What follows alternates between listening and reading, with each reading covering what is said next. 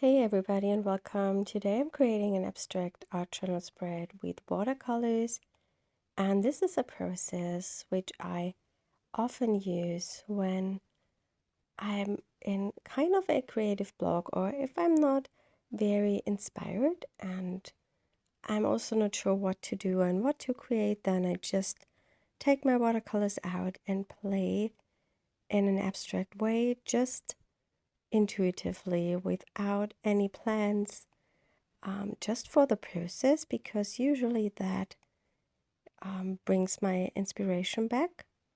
And then that's always a start for me. Then I get new ideas and want to try something else. And this is a really nice technique, I think.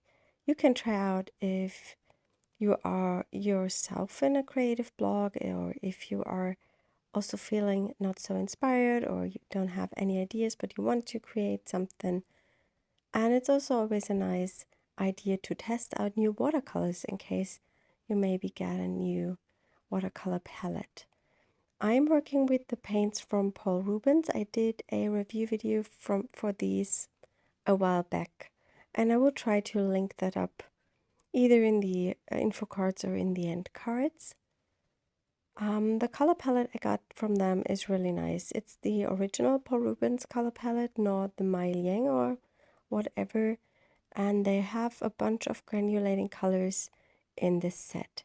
The journal I'm working in is the Strathmore Watercolor Journal. It's not my favorite because the pages have two kind of textures. And here I'm working on the better one, which I like. And the other side is it's different, and it's I think it's not good for watercolors, the other side, but this one is quite nice. But I think it's not worth the money because that was a really expensive art journal. I try to stay harmonic with the colors I'm picking, but I'm working quite spontaneous. I didn't have a plan which colors I wanted to use. I just go for it here. I always go in with some more paint to bring in a bit more intensity. Yeah, you can see it. I do not work very precise. I like to have the colors running into each other. I like that effect. Sometimes I dip in a darker color into a light one for more texture.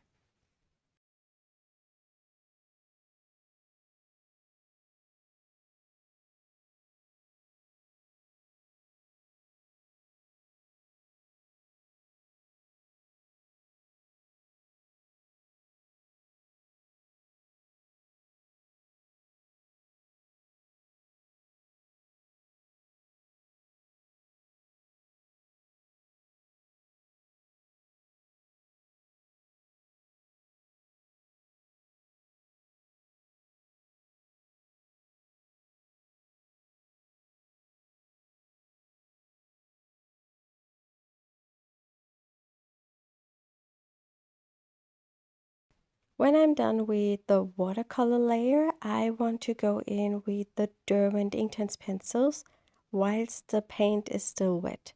The Derwent Inktense pencils are water-soluble ink pencils. You can use water-soluble watercolor pencils to create something similar. I love the Inktense because they are really saturated and they work nice when you dip the nib into water or work on a wet surface. And I just make some scribbly lines here. I make some marks with them. That brings in another layer. It brings in a bit more depth to the spread, and it's also quite playful and enjoyable.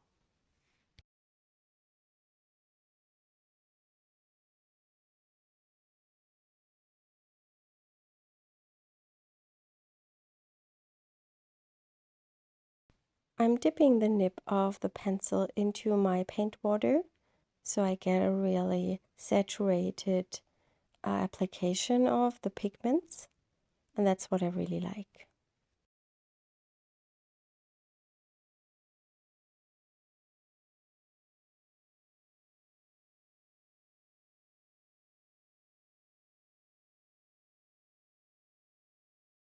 I think that the page you can see on the right side is that spread I made with the Paul Rubens colors in a review video. I'm not 100% sure, but I think so. And I will try to find that video and link it up for you so you can check that out too.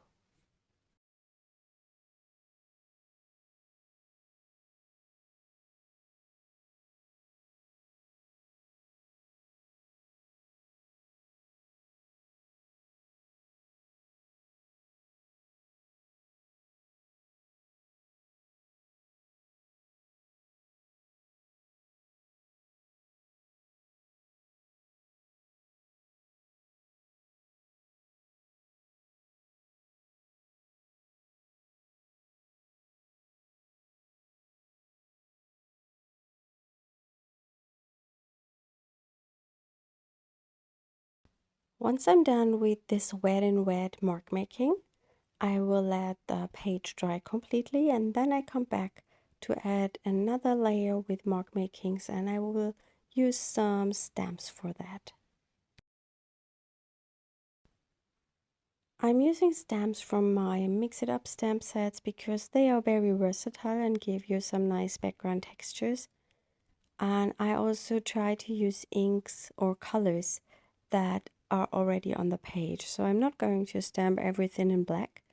I want to stamp in similar colors. So each area on the page can get some texture, which maybe is not as super high contrasty, but just something you can then, when you look at the spread, explore and find, and that's something that brings in more interest. Here I'm using that Harlequin stamp with a pink color. I'm using the Memento ink here, as this is a watercolor paper and only watercolors on top. You can work with almost any stamping ink, because as it's not an acrylic surface, it will dry, and I will not go on top with other wet mediums, so it's not important if it's a water-soluble ink or not. For that stitching border stamp, I'm using the black ink so it stands out. I really like these fake stitching border stamps because you cannot stitch in an art journal or in a watercolor book. That's not very easy, and I really like the look of it with these mixed media textures.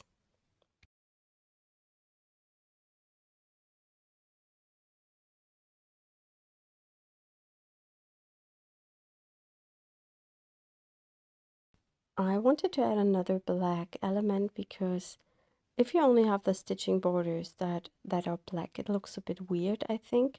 So I'm stamping the word create in some areas. I also often use the stamp more than just once after I've inked it up, so I get different tones from it, and that also creates a lot more depth. Of course, there will be a blog post with photos of that finished page, and I'm going to link that up in the video description. If you are enjoying the video, please give it a thumbs up and leave me a comment.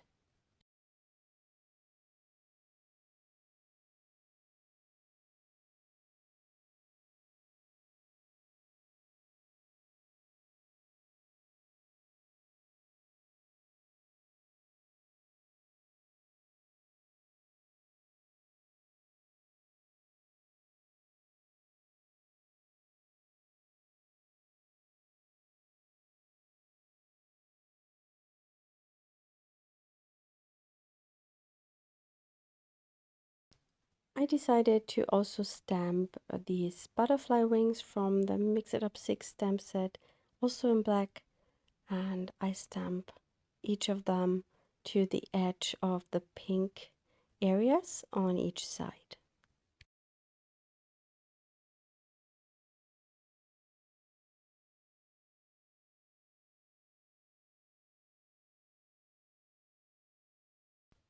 I'm now going to add even more marks with some Neocolor crayons. I really love doing this, making some tiny dashes or dots or bigger dots.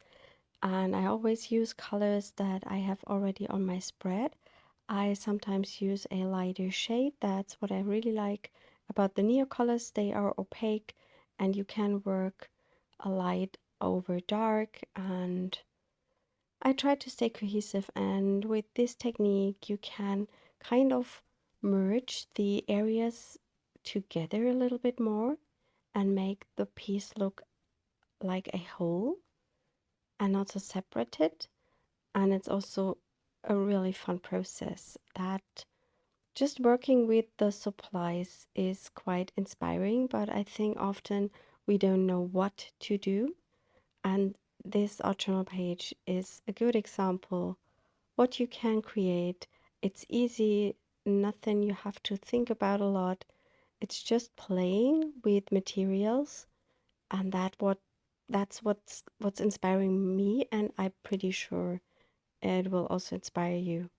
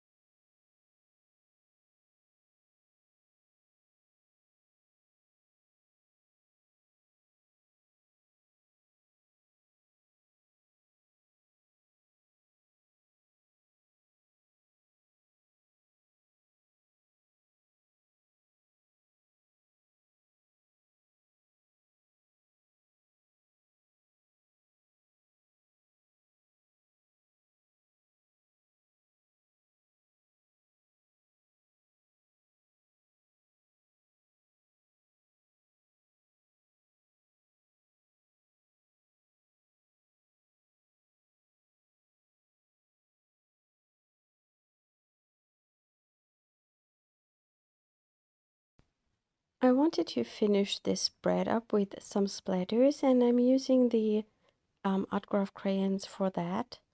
Especially the white one is amazing because it's super opaque, perfect to create white splatters. I'm using a small fern brush together with some water just to activate the color, and that's also a really nice brush to make tiny splatters. And I'm splattering not all over the spread. I splatter just in a few areas, a little bit more concentrated, I would say. That brings in another layer of texture. It makes it a bit more vibrant and energetic, I would say. And I'm also using that blue art graph, I think, for the to just bring in that blue again in another way. I will link up these crayons and all the other products I've been using on the spread in the video description.